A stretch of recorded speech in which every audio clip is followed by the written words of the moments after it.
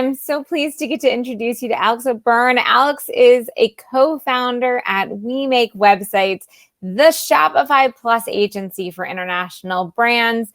He is an e-commerce technology expert, founder, speaker, writer, and investor.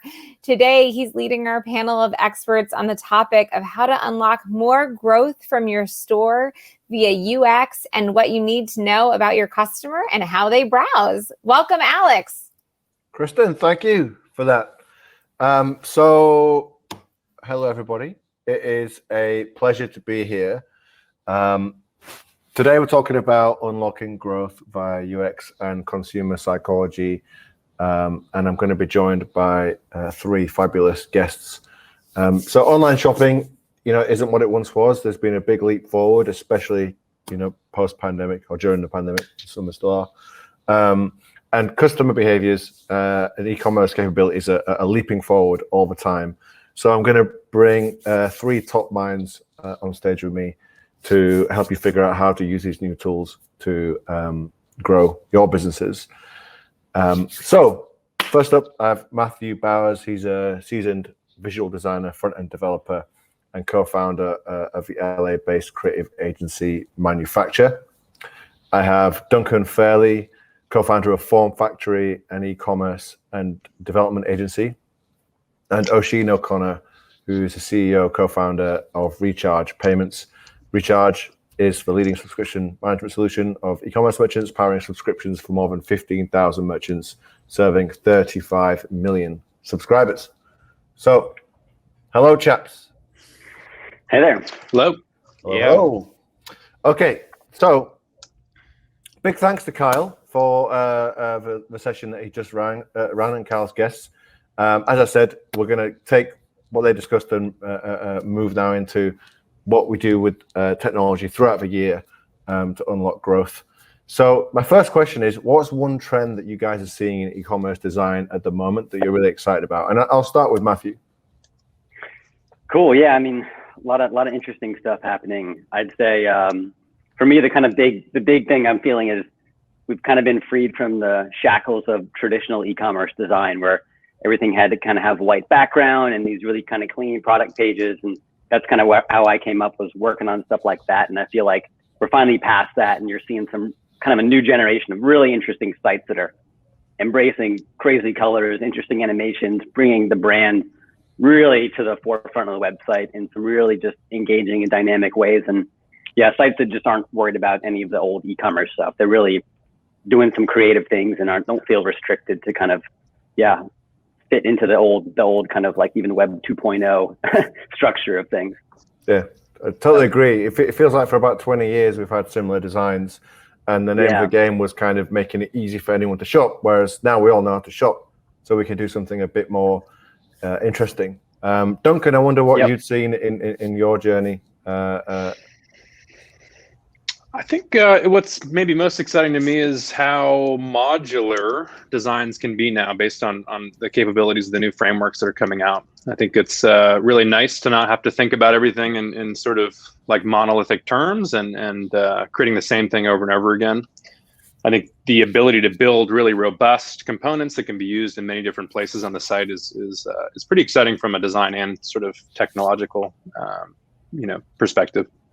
So how do you think the shift away from monolithic is helping that journey? Like, what is it that you can do easier that you couldn't do before, or might be easier?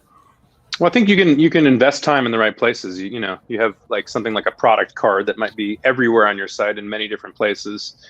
You can invest quite a bit more time, investing quite a bit more time in making that a really robust component that has a lot of power. That is accessible anywhere where you use a component like that. And I think that's a pretty great shift, just because you can, again, you sort of share the investment and distribute the investment of time on a component by component basis, which I think just builds better sites.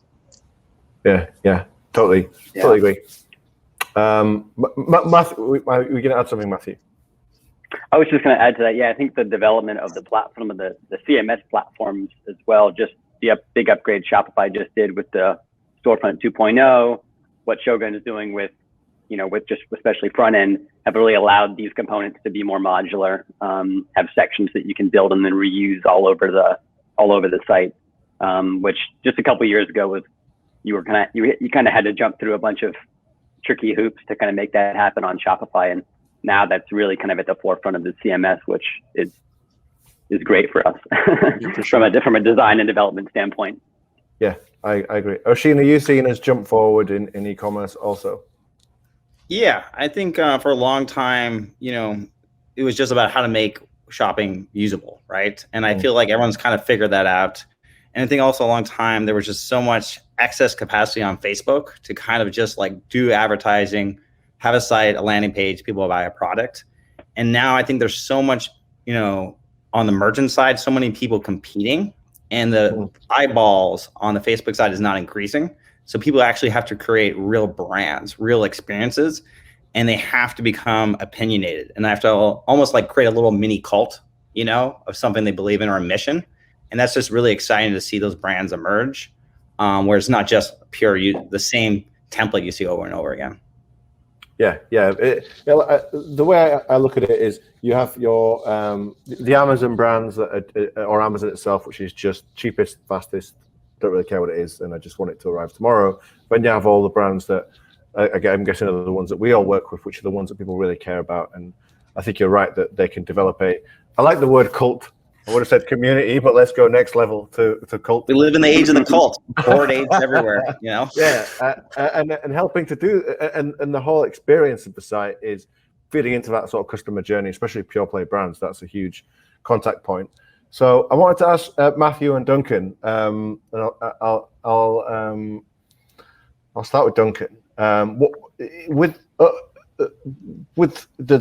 UXs that you've seen at the minute,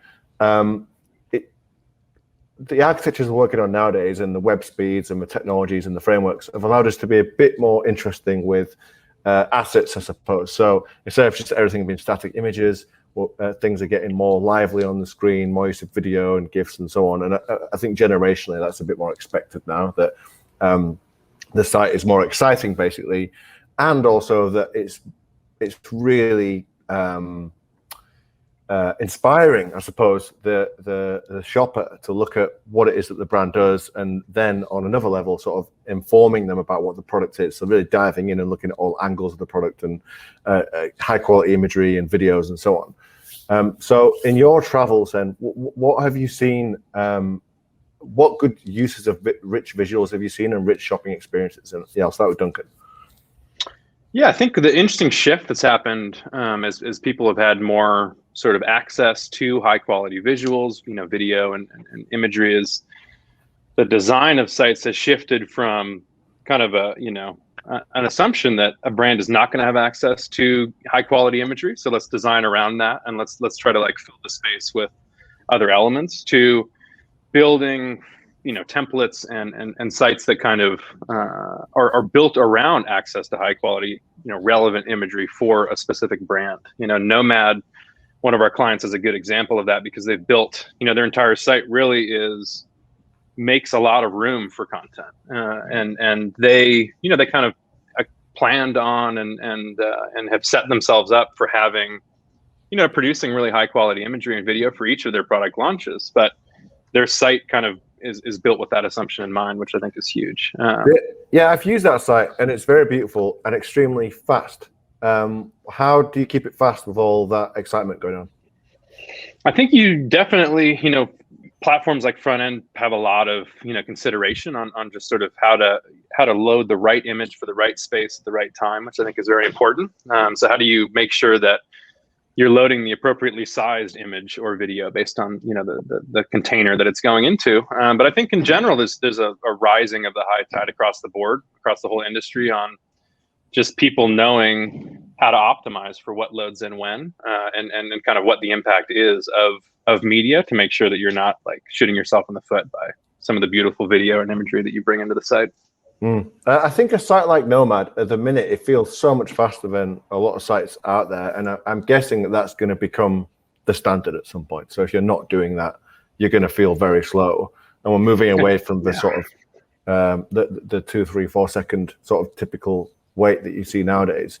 Matthew, what about you? So rich assets and user experience. Yeah, I mean, we're seeing and we're liking to build into sites a lot of these really super short form kind of video animation pieces, just for things from showcasing, how a product like looks. And so you'll have, a 5-second, looping kind of animation, almost like a boomerang or something like that. So bringing that type of content into a site, people kind of expect that. Just, people are so used to seeing TikTok where you're seeing 5 seconds of something happening, and that's just kind of how life is these days online. And so bringing that into a site to kind of show deeper features of products and just give people a little more of that 3-dimensional kind of interactive look, whether it's like a person, doing something, just bringing that movement, even if it's not a full highly produced, video segment or something like that, just being able to kind of speckle that in, load that in a nice way. That's something that I think is super effective for sites that can create that content.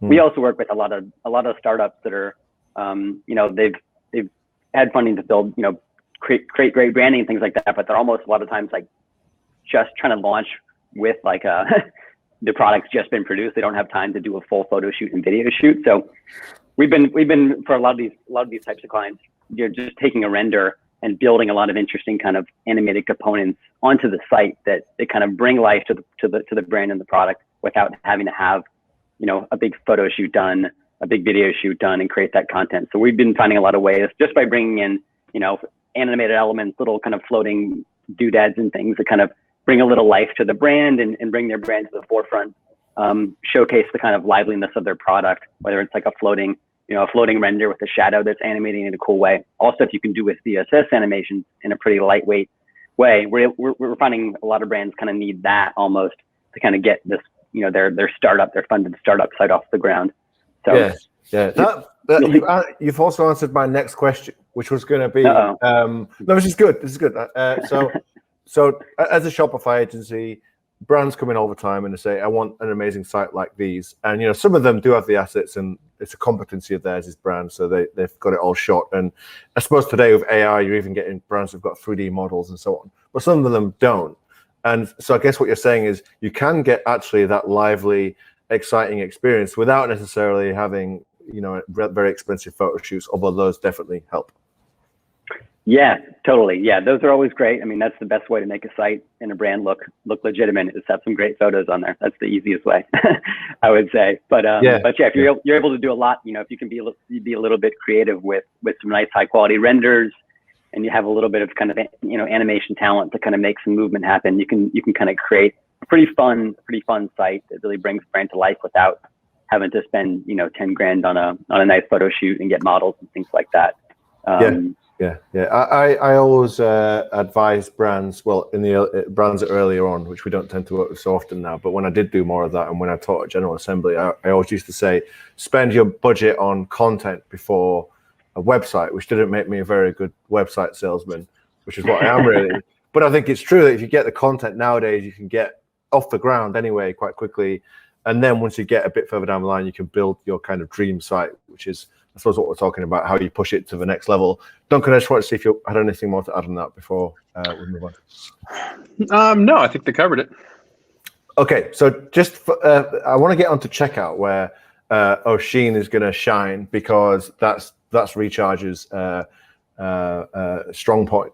And I introduced you, Oisin, but it felt silly because everyone knows, I think, what Recharge is and what it does. But before we get to checkout, just quickly, product page, and I'll go around all three of you. But Oisin, I'll start with you. As we've already kind of discussed, there's a bit of an opportunity to do things that are different than 10 years ago. Not everyone is doing it yet, and I think we all feel the drive to kind of push forward the web and do things differently. So what can we do with product pages to keep them usable and not alienating, but still a bit unexpected and a bit more novel than we've seen in the past? Yeah, totally. Well, I think one great example, and actually this led into what you guys were saying about dynamic content and more interactive experiences. I definitely recommend anyone to check out Bite Toothpaste, because I think they do like an amazing job of how do you have a product that captures an overall mission, right? Which there's this get rid of plastic. How do you have product pages that educate customers on a new innovative product and make it a really interactive experience, right? And so I think those are really hard to do. And I think really good content and visuals do that. And I just think the best brands now are standing out, right? They have on their product pages, it's a unique value prop, either from the mission and the product aligned and what they offer to the world, right? And so I think that's really goes down to whatever vertical you're going after. And so I think the more opinionated your products are and your product pages are around your audience and who's coming to it, I think the stronger they are, you know? Yeah, I agree. Yeah. Just to add to that, I mean, I think having your core elements, your title, your description, your add to cart button kind of, in one spot where people can, be familiar and like know where they are and not try to get too crazy with those elements in terms of placement is key. But to Oshin's point, really making that, tailoring the choices, if you have variants, like making those really tailored to kind of what the product is and not kind of, fitting them into a template of like, you have kind of 3 radio buttons or something like that. And that's it. But being able to like really build those components tailored to what the product is, what the kind of mission is, and have those, it's really, for me, it's all in the details of that, the details of just those buttons. And if you click on a button, and it expands and kind of gives you the more options that are related to that variant or something, being able to kind of build those more tailored experiences is kind of the biggest thing. It's a bit like music. Like you've got to have the conventions and the rules. You can play with it, but unless we're going full jazz, we want to still keep some things in the usual places, but experiment around that. Duncan, is that what you found? Is that how you kind of push forward the PDP page? Yeah, I think one of the biggest sort of bummers of traditional e-commerce design or kind of where it's been the last 5-6 years has been that you kind of have to build every product page the same. It has to follow the same template and kind of the same content for the most part and the same structure. And that just sucks for most companies that have variation in their line. They have different products that have different, different features and attributes that you want to highlight. And so it's cool that a lot of kind of across the board platforms are recognizing the need for unique content per product or product category, which allows you to build kind of answers to questions that customers are going to have based on looking at one product in particular versus every single product in the line. It's just not a very effective way to answer questions that customers have, I think. Yeah, I agree. What about like just a quick thing on accessibility? So it's one thing making everything spectacular and loud and fast and so on, but how do you guys keep in mind like keeping the page readable and to screen readers and so on? I think you have to, on a really regular basis, actually just have a screen reader parse its way through the site and get a sense of what that experience is like. I think it's like still something that is being worked into the workflows for designers and developers across the board, and something that like as an industry we need to get a lot better at. But if you realize the problems pretty quickly. If you close your eyes and turn a screen reader on, you realize exactly how difficult it is to traverse most product pages. That's why I wanted to mention it, because I do think there's a bit of a step forward we can take there at the same time as all this. But some of the spectacular new generation sites that are being built are actually better than the old ones and offer this spectacular kind of visual journey as well. I think both of those issues are benefited a lot by having a solid structure and an architecture. If you architect the site relatively well from a design and development kind of across the board, it becomes easier to make it readable. It becomes easier to make it accessible if you've thought through kind of the structure and the architecture of each of the pages on the site, I think. Yeah. I was going to say we start kind of in our UX phase thinking about that type of thing. Just things like, do we need to have like a modal here for this, or is that a better way to do that? It's just going to be less complicated for people using screen readers and tabbing through the site, things like that. Even in design, just using contrast checkers when you're making the design to make sure all of those things are kind of figured out. As much of that's figured out before you even get into the development, where you get all the other spaghetti mixed in there that it can cause problems. Yeah, totally. It feels like building a website is on one hand easier than it's ever been, but on the other hand a lot harder, because you're thinking about ADA, GDPR, CCPA, data protection, marketing, getting the brand message right, mobile devices, and doing that well all at the same time is really, I guess, what we're all questioning and stepping forward now with this new generation of e-commerce. Totally. Oshin, so sorry, Matthew, do you want to add something? Oh, I was just going to add to that. I was going to say, you get rid of having to work on IE stuff, and then you get added on a couple new challenges like The new IE. PR and ADA stuff. So yeah. Yeah, whoever Bar keeps on going higher. Yeah.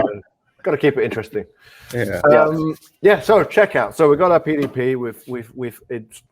We've inspired the customer. We've convinced them that they can trust our brand, and we've got this kind of frictionless flow now to a checkout. I wondered, Oisin, what the one thing, or maybe three things or so, that people should be doing to a checkout to boost the conversion rate.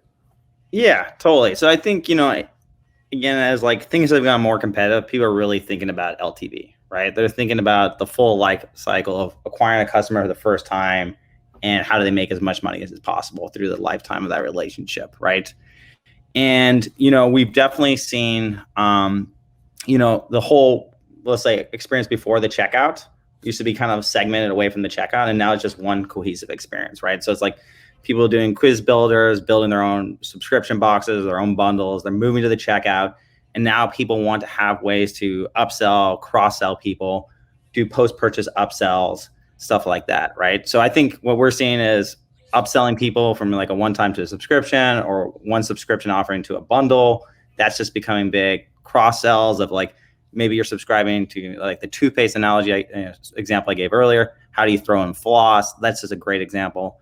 And then just post-purchase upsells after that too, right? Is like every step of the customer journey is a way to like help them, better go through the flow, but also increase the average order value, right? And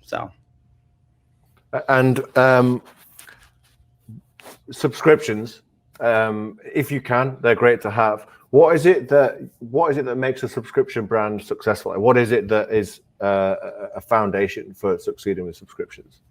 Yeah, people want to continually buy from you. That's like, nice if you can achieve it. Yeah, right. At the core, like subscription is not for everybody because there's certain product areas that make sense where you have that ongoing purchasing modality, right? And I think we've seen a lot of the kitchen and bathroom take off because of that, because it's just a natural habit of a customer, and a subscription is just a way to put that on autopilot, right? So I think the underlying jobs to be done, if you're thinking from a like design or product perspective, is the job of reordering, right? And subscriptions make that reordering easier. So I think I've seen a lot of people try to like shove it in and it just doesn't work. So it really has to fit into your vertical. Yeah, almost like, it'd be nice if people bought every month. Let's just add a button for that. But it's got to be a part of the value proposition. Exactly. If you sell mattresses, maybe subscription is not that bad. Unless it's like a really technical mattress, and then you're selling like a digital, like mattress technology. What about on mobile then? Just payments wise, is there anything that's different there to on the browser? I guess maybe Apple Pay, Google Pay, things like that. Yeah, I mean, just the adoption of the wallets has been like crazy, and we've just seen like, I mean, I don't know if you guys have iPhones, but just using Apple Pay alone is just such an easy experience. Like I literally find myself going to websites and then pulling it up on my phone because I can just do Apple Pay, right? And your shipping and everything. I think Shopify Pay also helps in the same category, but I think the wallets are just reducing the friction. And, there's other people like Stripe is coming out with their own linked accounts. And it really feels like the payment processor as well coming out with their own wallet system. So in the next couple of years, you just have to assume like all our credit cards will be stored and that wallet experience will be seamless. Yeah, which is an exciting future, I think. Yeah, I feel like Apple Pay and the face recognition and payment and that instantness is one of the few times you actually feel like you do live in the future, and it actually works. It actually works, right? Yeah, and then you go to a website and you're like, why aren't they using Apple Pay? You just get frustrated. Exactly. Every time I go to the store now, I've got Apple Pay on the watch and feel like I'm in some like 1960s like comic book about the future. I mean, and especially with COVID, we've all been educated now not to touch things like QR codes, all these things, just like we just expected to kind of seamlessly work. Totally. And I think everything seems to trend over time to frictionless and faster and faster. So wherever we think we are now, the next level will come in 3 or 4 years. And it's all, I think in e-commerce is interesting because that shifts so much all the time. I had another thing on mobile. Oh yeah, PWAs. So I know Matthew and Duncan, I think you've both built PWAs. Well, first of all, what are they? And second of all, how do you do it? And why should you do it? I'll leave that to Duncan. Oh man, you let me describe PWAs. It's a tough term. I mean, I think it means lots of different things to different people. I think there's lots of different technologies that kind of converge. I think when most people think of PWAs, they think of sort of web content at native speeds and native levels of performance, and potentially kind of deeper integrations with native mobile platforms. So I think when most people talk about PWAs in an e-commerce context, it's a site that behaves as snappily and it's sort of as quickly navigating page to page as what you'd expect from a native mobile app. And what like everyone knows now, you go and pay an agency like us to build a website, but how do you get a PWA built? Well, I think it's obviously a lot easier when you rely on a platform that's figured out a lot of the hardest parts of it. A lot of that performance comes from intelligently caching and kind of predicting where a customer is going to go next. So if they're browsing through a site, what pages might they visit after the one that they're on, and how can you make sure that that's ready in advance of them, visiting the site? I think everybody's had the experience of, searching for a news article and then clicking through one of those results and it loads instantly. I think the first time that a lot of us experienced that, it was quite a wake-up call that there's a different way to kind of to build the web and make it a little bit more, anticipatory for what people might end up, clicking on and visiting. And it just makes sense to basically load that content before it's needed. And so that's really the big underlying thing that a lot of these new platforms are enabling us to do when we're designing e-commerce experiences is more intelligently anticipate where somebody's going to go and make sure the content's ready for them before they make that navigational jump. Yeah, why is it that every brand now isn't asking for this? Do you think it's on the hype curve somewhere and it's not like, I mean, headless people tend to say, I want to go headless, but they don't generally say, I want PWAs, whereas that seems to be the thing, actually, that is one of the big benefits. Is that just education or what? I think it's changing a lot. I mean, from what I've seen, it seems like that over the last 3 or 4 months is, in terms of like customer education and where merchants are in terms of their understanding of this technology is growing really, really rapidly. And I think you'll see like adoption pick up as a result. So, there's really, I think there's not a shortage of people that are ready to make this jump. I think there'll be more and more as time goes on. It's just a matter of sort of how do you move people over to this new architecture expeditiously and do it in a way that enhances the experience and kind of makes it as good as it can be. Well said. Yeah. Anything to add? Yeah. I think the Shogun front end for us from an agency perspective helps a lot with that, just to give the clients a nice place where they can feel like they have control of the site still. And we haven't kind of woven together a bunch of different tools to kind of make this super fast site. And they're going to have to, learn a bunch of different software and any update they want, they're going to have to call us up or something like that. I feel like, what Shogun's doing with front end and things like that have made that an easier sell for us to kind of get clients on board and have them feel comfortable, like they still kind of have the reins of the site and don't need us to like, be in their office every day. Yeah, helps us get out of the way, which is great. Totally agree. Okay, final question. So I'm going to go around all three of you. I'll start with you, Matthew. So I'm a brand. I've just provisioned or signed up an agency and I want to get my new state-of-the-art website built. And I'm about to brief the UX portion of the project, of the designers of the project. What's one thing that every brand should say or tip that's going to help them get a better site at the end of that process?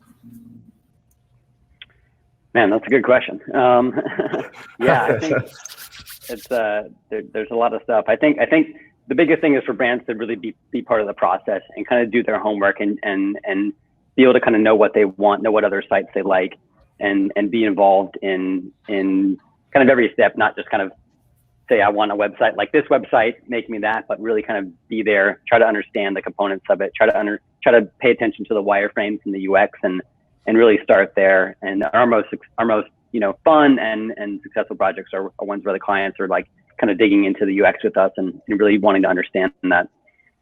Yeah. The wireframes and things, from that phase.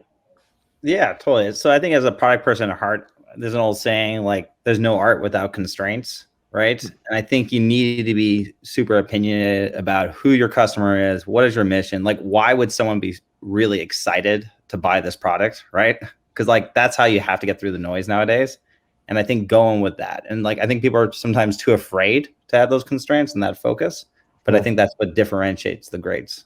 Yeah, it's like the music again, right? You sometimes need the constraints to make the music. The music of e-commerce. Duncan, what's your closing thoughts? Yeah, I would say that the quality of the execution that an agency is able to deliver for a client, I think, is directly tied to how deeply we understand the customer of the merchant. So I think the biggest thing you can do is get your agency or your development and design partners into the perspectives and into the heads of folks that buy your products and love your products as quickly as possible. And that's going to be the sort of greatest, it's going to have the greatest impact, I think, to the quality of the work that you get back from partners that you work with on the design and development side. Awesome. Very good. I have run us out of time, but I believe we should be asking if there's any questions. So are there any questions from the audience? If not, I'll hand back to Kristen, but definitely people feel free to drop something in the chat. Otherwise, I just want to say, thanks to you guys. That was really great. And thanks everybody for tuning in.